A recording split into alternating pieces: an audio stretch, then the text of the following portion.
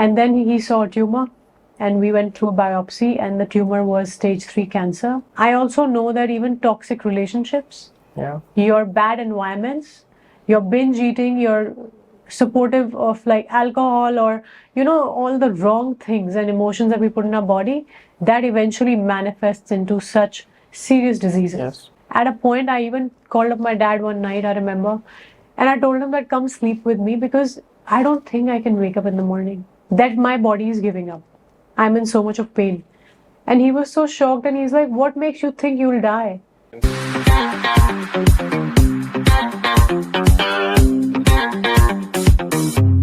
Hello everyone, my name is Pranav Vashist and I am your host at the Gut Feel Show. This is a podcast dedicated to mental well-being where we invite guests from all walks of life. We bring inspirational and transformational stories for you to get inspired in life. Our today's guest is a popular makeup artist and she has a very interesting and overwhelming story.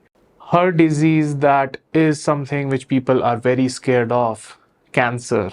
How she recovered from it, how that dark phase of life went by, what all went through, how she recovered, and how she's coping with life now and doing so good with personal and professional life both.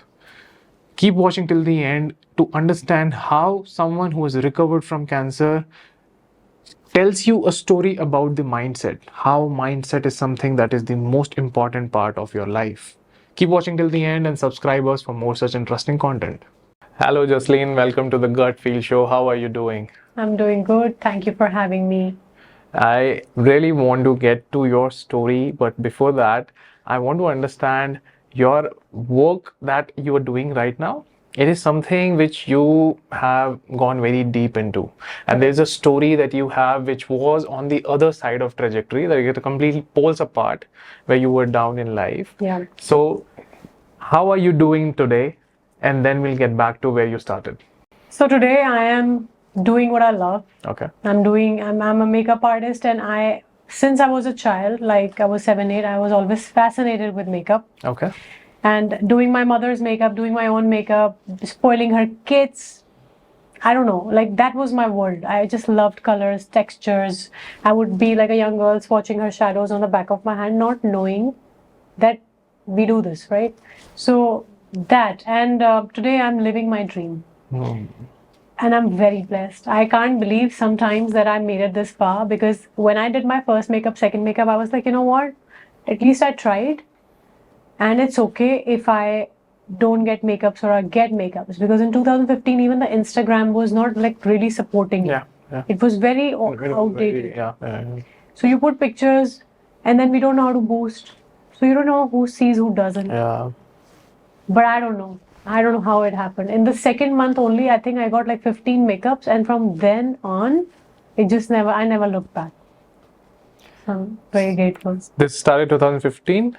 Yes, I started 2015 Feb, and now it's going to be like 10 years. 10 years, you will be completing 10 years now. So let's get back to the story before 2015. What happened? So you were down in life. I want to talk about that. Very. So it starts from 2010. That's when my mother got diagnosed with the herpes encephalitis. That's a brain disease that practically just takes away your personality and who you are, and takes away your body functions. You're literally just staring at the wall. That was like the time, and before that we were a happy-go-lucky family, traveling, chilling, parties, just a normal Delhi family, how it is. And I came from a very privileged background, so I never thought that, I was not that ambitious. I liked makeup, but for personal use, and probably doing it on friends and family. It just as a hobby. Yeah. That back then. And then when our mother got unwell, it just changed everything, because she was the backbone of our family. We have 4 siblings, my father and her. And it was a very traumatic time for us, because her diagnosis for the longest time couldn't be, concluded.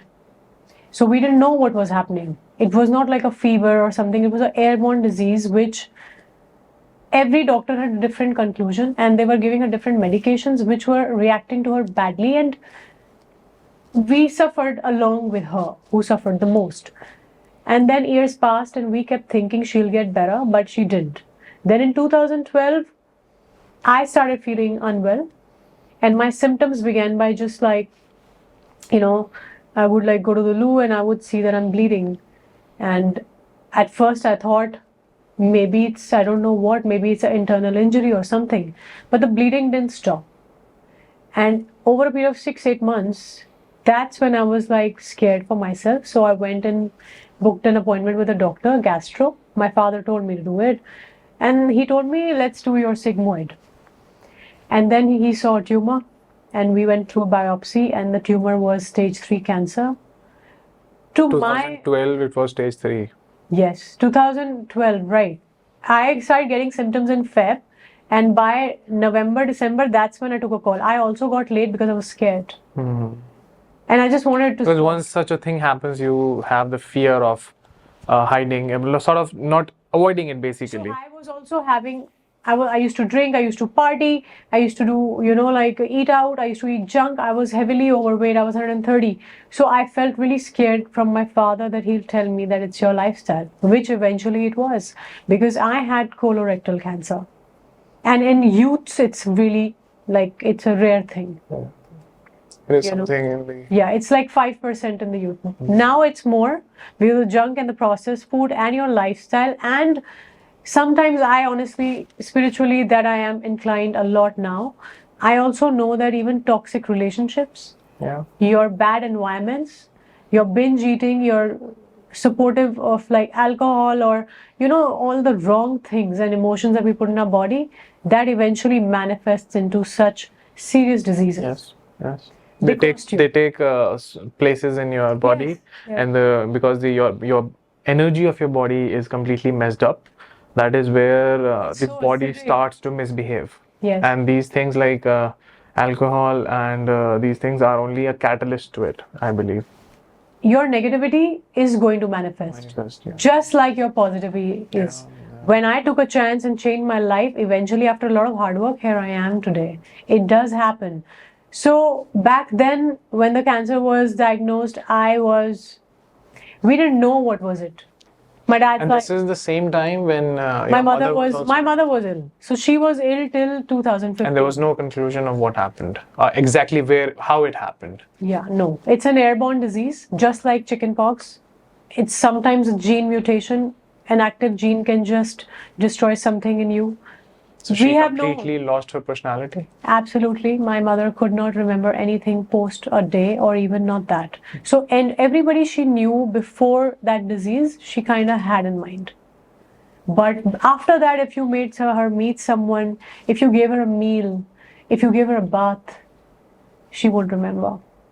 And that is somebody in our family who was the spine of our family, who was a very giving, very brave woman. She was just really, like, I'm not saying it because she's my mother, but she was loved by our entire extended family as well. So it was a great loss for everyone. And for you to see your mother suffer, there is nothing harsh than that. I feel like you're seeing her as a kid, because she would talk differently. Her voice had become very weak. Our personality is everything. So that time I saw a lot of brain abuse. And then when I got diagnosed, my first reflection was to, go and cry to my mother. So I was like, how did it happen to me? Because it is not in our family. It's not in our genetics. It's nothing.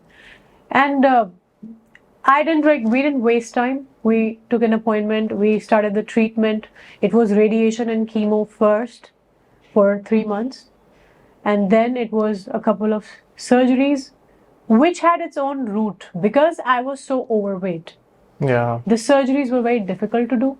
Yeah. And the tumor was in the colon. So you have to really penetrate through the front of the body and open it entirely up and then reach that delicate point. Yeah. Your private organs are so much more difficult and for your survival, right? Where I had the cancer was my root chakra, and it's just so vital. And then the chemo and those surgeries, and that's when I realized that that's what weight does to you. That's what an unhealthy body does to you. Yeah. You pay the consequence. Eventually, the bubble bursts somewhere. See, when a person is fat, when a girl is fat or a guy is fat, they don't care. They feel kya ho jayega maximum. They don't fit into good clothes. They don't look as hot as they want to. They don't probably have that kind of fitness, or maybe if they even work out, they know that we are good, we are healthy, but internally something else is happening that they don't know. वो unseen है. वो unseen hai until it manifests. Yeah. So when it manifested for me and the kind of hell I went through, I had just to think that, okay, radiation happens and we burn the tumor and then you get rid of the tumor and then you heal. But it wasn't like that. It was just so much more than that, because obviously it is cancer. You're anyway having a disease in the body while you're recovering. Then being overweight and carrying a lot of abdominal fat is not good for anyone. I was also on a pre-diabetic stage. My parents, grandparents, all of them have diabetes. So for me, I was just lucky that I was not a diabetic that time. Otherwise it would have been hell, yeah. And the pain and the aches and the sheer suffering that I suffered. At a point, I even called up my dad one night, I remember, and I told him that come sleep with me because I don't think I can wake up in the morning. That my body is giving up. I'm in so much of pain. And he was so shocked and he's like, what makes you think you'll die? And I told him, yes, because something is just leaving from inside. It was so painful. Because I had stitches and then I had, some kind of infection, both sides of my abdomen. And then my legs were hurting. And then my arms and my forearms were full of those cannula pricks. So also I was going through oral chemo. So oral chemo is like it takes you to a very dark place. You want to just kill yourself after a point because it's destroying all your good cells. Chemo is supposed to, destroy your cancer cells, but it doesn't know the good to the bad. Yeah. So it'll wipe off everything. So that's the reason even if you're having a surgery that time, your healing will be slow. But you cannot have a surgery and then prolong chemo. That whole episode has to happen quite together. Yeah. So that darkness that I went through, I still don't know how I came out of it. I think God was really kind. And I think that I'm a very stubborn person, like very stubborn. I just knew I had to cross it, that this is not the end. Like there was a voice in my head, in my heart, and I knew that my mother is unwell, so my father cannot take such a big loss. Like when I would talk to him and I would tell him, why me, why her? And he would say, why me? He would also be, I'm sure he must be going through a very bad time. See, he lost a very important and a very big backbone and his wife. And altogether, everything happening to the kid. He said to me that, who should I go and complain to that my young daughter is going through this and my wife is not. I can only think how what a phase he must be going through, because it is not easy for the caregiver. The caregivers suffer a lot because they can only do enough. After a point in time, everything is just, it will take its own time. I think he got really his bravery. Like my father is a very brave guy. He's a very man, right?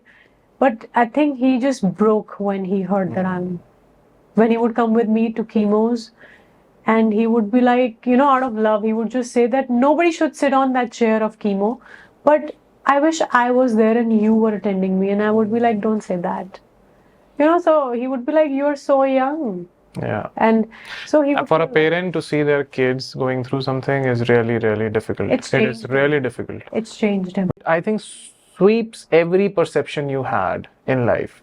It completely shatters. It shocks you off. It shatters everything off. Like we build perceptions in life. Correct. And once such dark things come in life, his perception, I think, crumbled. Everything crumbles. These perceptions, they just start breaking like glasses. They'll shatter and they'll fall. And Jasleen, one more thing. I want to know this. This happened to you. You got diagnosed in 2012. Your mother in 2010. Do you think there is a correlation that you were in a lot of stress after your mother's diagnosis, and that is something because I'm sure you must have gone through a very bad phase. Yeah. So I think those 2 years added on to whatever was happening. Possibly, if I think about it right now, maybe it could have, and what it could have done is I would have maybe not taken better care of myself, because I think I used to worry about her so much. Yeah, It used to break my heart. Yes, continuous worry of your mother for 2 years, and then you went into your own turmoil. Luckily for me, I had two sisters. We have four siblings, and my sisters were of like my pillar. They're my pillar, and they really pulled us out. But then their lives also got affected. Caregivers, I know, caregivers' life.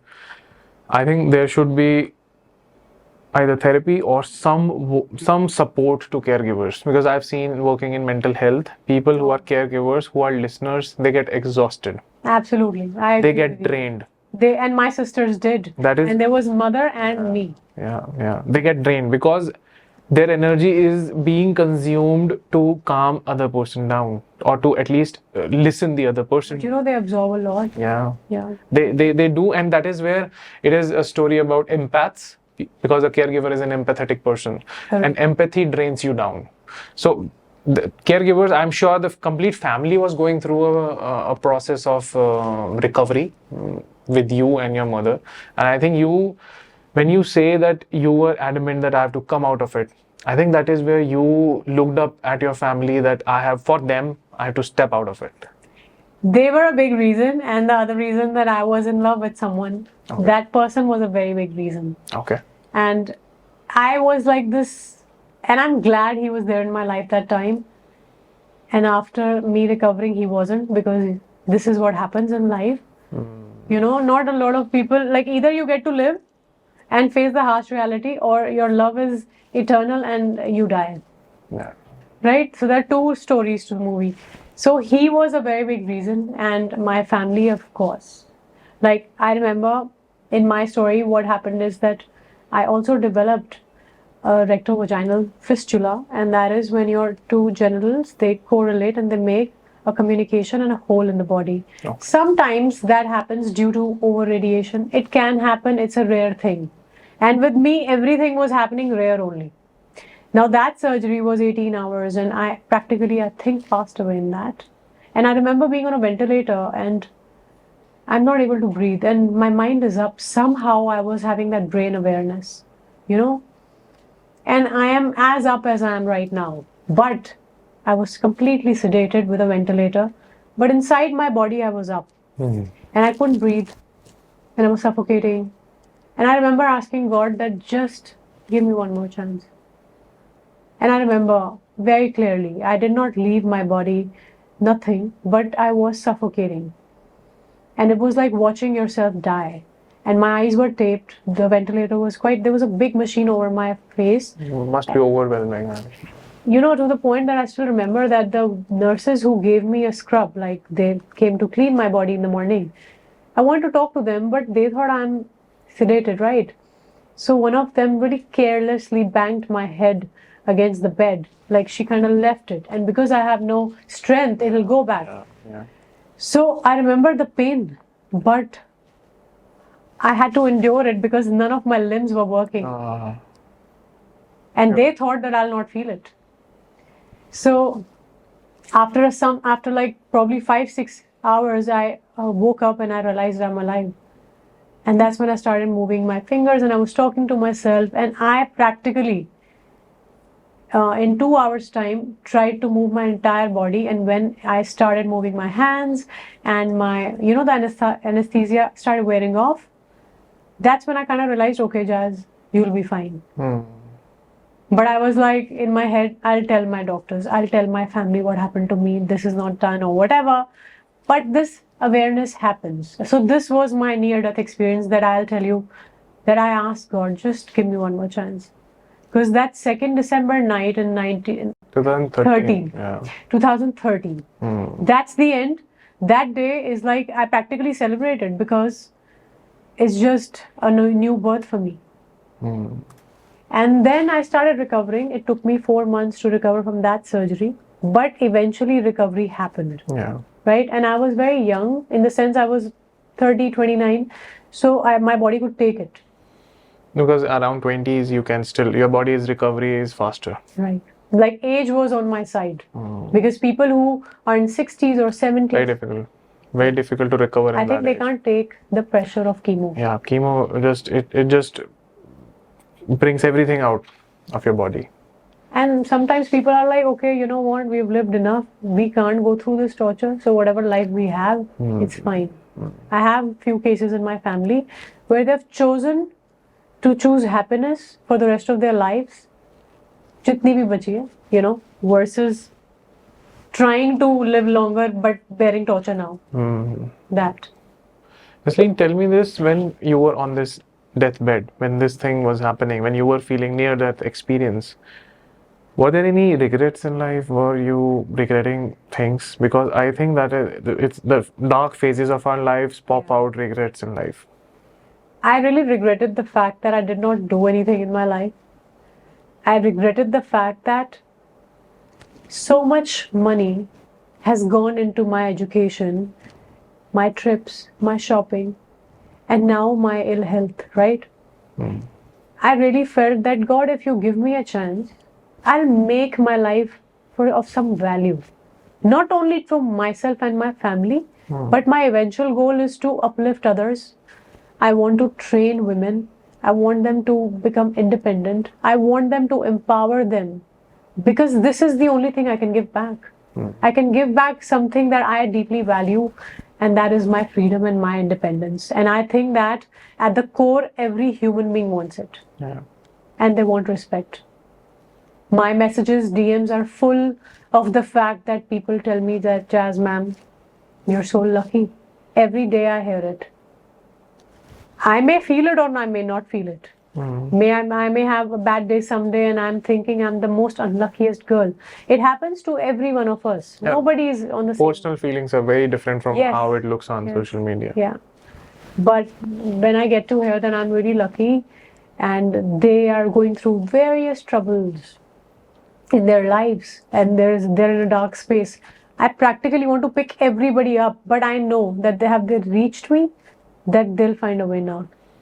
So this course is also about that. And give back. Because this is the art that gave me everything. How could I be what I am? And also it gave me fitness. It gave me ethics and morals. I take care of my diet.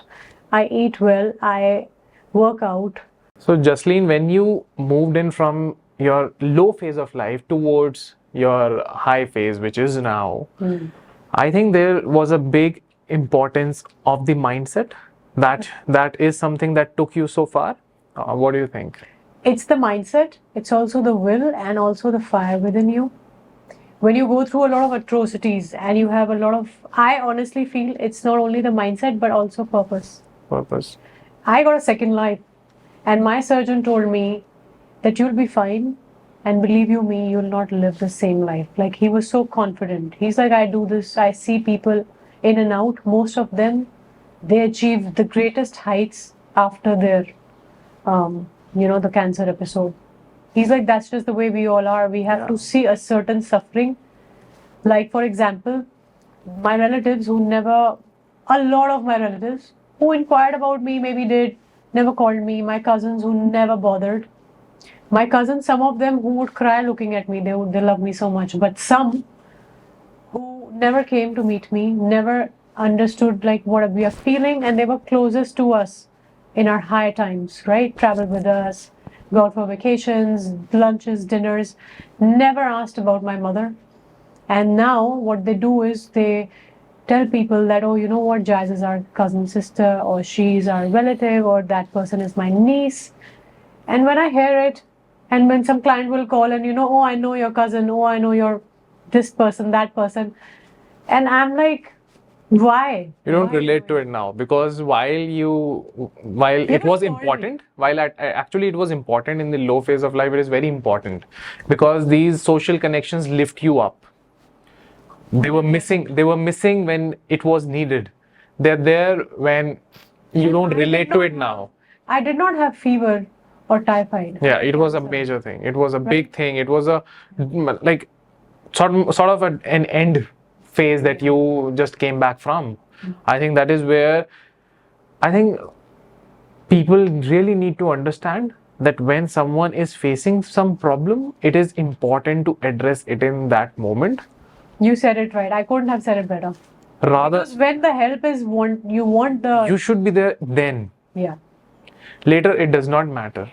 It just does not matter. Your concern, your love, your respect for the person, and I feel the humaneness in you. You should show it at that moment. Yes. Later, you can keep on giving any excuses. We all know. It we all just know. does not matter. I am sure there would be a lot of people who have given excuses later that because of this I could There are not people come. who were like, oh, you know, we thought that you were like not going to make it. And once I was at a movies and one girl meets me and she's like, I thought you were like on your deathbed. And I'm like, who speaks like that to someone? Yeah, that's so She's bad. like, and I looked at her like with blank eyes that even if you heard that, why are you telling me? Yeah. You know, I thought you're not going to make I think some people are just senseless about speaking now. They just don't realize what they're speaking. They're just not aware. They're Aware, just not yes, that deep. that is the right word. They've not seen those days which a deep person or any person who's right now deep in awareness and spiritual, they have a past. Yes. That's how God teaches you. That is how you land up into spirituality and awareness. That's how God tells you that, okay, listen, you're not getting too big for your boots, I'll show you. Yeah, yeah. So I'm your daddy. So he tells you like this that, yeah. That learn from So scratch he's given us life, and learn a new way of life. Yeah. And I think that is what what happened to you. You learned a new way of life, and in this process, I think a lot of relatives that must have switched their behavior later on. How about your ex? How was it like? My ex went, while you were at the I low. got okay, and then obviously like by that time I was 31, and I'll tell you, spiritually, I knew that my body needs me. I have abandoned myself, so this has happened. Today, I take care of myself, so I'm fine. And at that time, when this person got fixed to someone else, very out of the blue, very sudden, and tossed me aside like it didn't matter. Anyway, my confidence was really I shit. think everything in your life was at rock bottom. Everything was at rock bottom, and anyways, my confidence was like, I was at my highest, and the chemos and the steroids from the cancer had changed my face. I wasn't looking my best and feeling my best, but I needed healing. I needed compassion. I needed to slow down. And that just did not. And what happened is that he got married elsewhere. And that's when obviously things went very bad for me because I lost a best friend. My life was like, okay, like that was God telling me that now you have to focus on yourself. Every kind of variations of like your fun or your time spent or this and that. And it was very torturous. I think it would have broken you because he was same, also a yeah. part of your, a part of the reason that you were willing to come out of it. Yes, and I thank him for one thing that he did not get married while I was sick because then It would have shattered. And then the same year that he got married, my mother died. So that was very sudden. She was getting weaker, but we didn't see it coming. And she passed away and he got married. And what do you say to this? Like after a point, I had no tears left. After a point, I was so done. And I told God that that's okay. Like, how you get so much, into a shock that you can no longer. You stop feeling shocked. Yeah. I think that is where, after a point, if so much pain happens, you don't feel pain. And that's the reason why silly things in life don't move me. When people are crying over stupid things and because you have seen so much. I think it is relativity. How we see what a person has experienced in life will make their current perception. What you have faced, for you, the small problems, they're nothing. But I also have like brides who are like, okay, you know what, our marriages are cancelled, or this person's family wasn't good, and some have been divorced, and they all are in a panic. And they message me and say, how did you deal with this? But the point is that if somebody is doing anything bad to you, they're marking themselves. You're not a bad person. And it's okay if God is showing you a divorce. It's fine. You're not tainted. It's just a life experience. Go through it. Yeah. Without taking it personal, improve yourself. Next time, make better choices. Being alive, I feel the is biggest a gift. now. Biggest gift. I mean, had I gone in 2013, honestly, tell me who would have had even an inch of difference. For the fact that I realized that we all give ourselves way too much importance. We're not that important to anybody but ourselves. We're just a speck. That's the reason I changed. Because I was like, Jazz, now you have to love and respect yourself first. That was the biggest motivation for me. Then I realized that never will I let a disease touch my body. I'll value it. There is a way to live. So you started self-care as I joined a gym because I used to work out before. And I but remember, now you were holistically thinking about yourself, what goes into your body, Yeah. how like when I'm eating, I'm not stressed. I'm not on a call. I'll try and make sure that I'm smiling when I'm eating.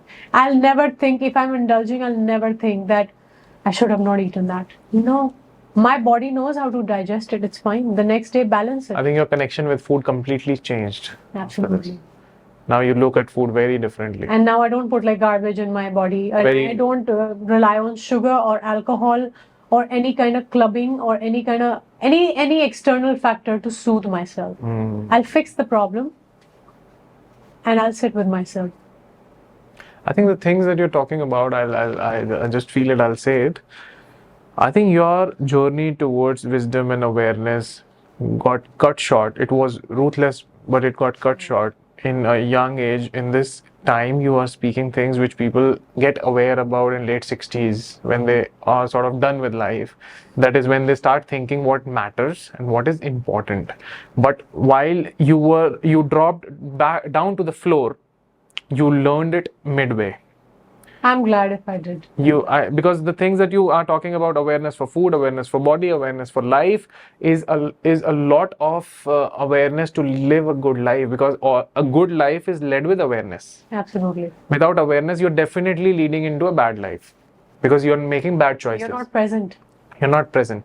So I think that is where that you want to motivate other women, you want to empower them, is something where you're giving it back. So also you're completing the full circle of spirituality. I really hope so. So if you do this, what you're doing is you're with your journey, with your learning, you're giving it back. So it is like a complete circle where you learn, you give it back.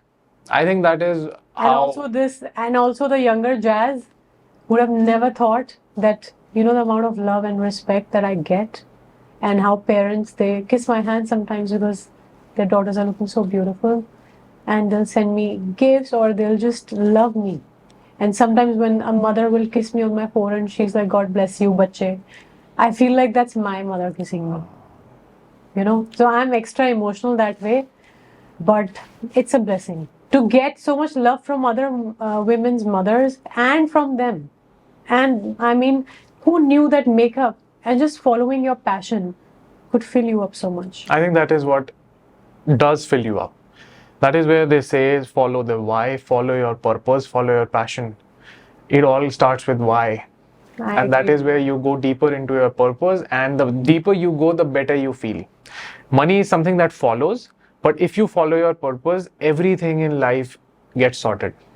I'll tell you one last thing, that a lot of people worry how to start. Yeah. Kar lenge. Let's see.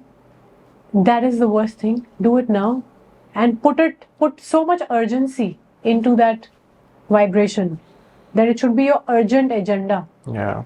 And that urgency will create circumstances which will eventually, you'll be like, it's done. You've started working, and then you will never move back. Yeah. It's all about taking that one step. The first step. That And is the believe most you me, difficult one. God will make you go through hardships.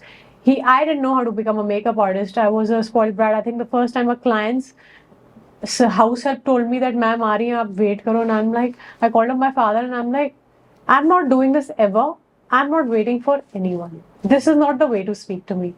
And he said, Jazz, this is just the beginning. Stick there, stay there. Like, make me proud. So there were times when I've had bad experiences. But I've had to learn how to serve others, how to be nice to others and clean their faces, no judgments. And today you say anything to me, I'll do it for my client. Because they are the reason why I am living my dream. I think that is where you started on a different mindset, and now you are completely. The mindset got me. The minute I thought that, okay, listen, even if you're cleaning somebody's face or the neck or the back or putting foundations on their hands, which a lot of makeup artists and all of us we're busy, helpers are doing it. I'll do it if you ask me. the mindset is that that's my client. My client. And that client's getting ready and looking perfect is my job. So that is where the ego got subsided. Ego got dissolved. Like God showed me, Jazz, you're nothing. So I think good life begins once ego gets dissolved. Ego is the enemy was something that I was citing today. It keeps speaking in different, like when people are like, oh, you are a big name or something. People will try and instill that ego. I will not take. People start to poke because people want to test. Will you fall? Will you fall? Will you fall? But if the ego is dissolved and you are spiritually aware now, it just never comes back. It becomes a small subset of your life. Initially, people, when they're in their 20s, when they're successful, when they're finding success, ego sits on the crown. Then you have to put it aside, let it be. Ego will be there, but don't let it sit on your head. I think God will eventually, I'm telling you, the superpower, the divine, it knows where to place anyone. Yeah. Every day, the divine knows that in this person's life, today he should learn this or that. Some days are easy and some days he'll be like, I'll teach you. Yeah, I think that's a part of the process. Absolutely. It was great talking to you, Jasleen. That is a story of transformation in life, and I am sure a lot of people will get a lot of hope from this, because when you are in your dark phases of life, I think you need to find stories which give you inspiration to stand up and start moving out of it. It will take time, but you need to start. It'll take time for sure. But you need to start for it. And if you start and if you give your best, like every day, just think for the next 24 hours. That's my mantra. I don't think a month ahead. 24 hours. What is in front of me, I think then. Today, right now, and the next. That's it. Just keep on walking. That's it. I don't know, from that Finding Nemo, there's a quote. I don't know, like that fish says, no, just keep on walking. Keep on walking, one step at a time. Yeah, like something like that. So that is the right mantra. And don't think much. It'll happen. Everything will unfold. Great. Wish you all the success, and Thank you. I hope you can inspire a lot of other women and empower them and give Empower them. That's what I want. I want their lives to be happy. Happy. Truly. And that independence. Absolutely. They should have the independence. They should know the taste of love and respect and their own hard-earned money and people loving and blessing them. That is priceless. Yeah, because it should, when a teacher who has learned a lot in life through their own suffering, I think that is a good teacher, because they will at least give you something, life tools. Like your students can learn from your learnings of your suffering. They can at least know the lessons that you should not go down this path. You might fall. You can at least alert them, alarm them. That is where you can be a very good teacher, because you have seen your dark phases in life. All the best to you, thank you for coming to the show. So much. I really enjoyed. It was a very good experience for me to open my heart, and for all the women who kept telling me that we want to know your story, here it is. Yeah, here it is. Thank you. Thank you.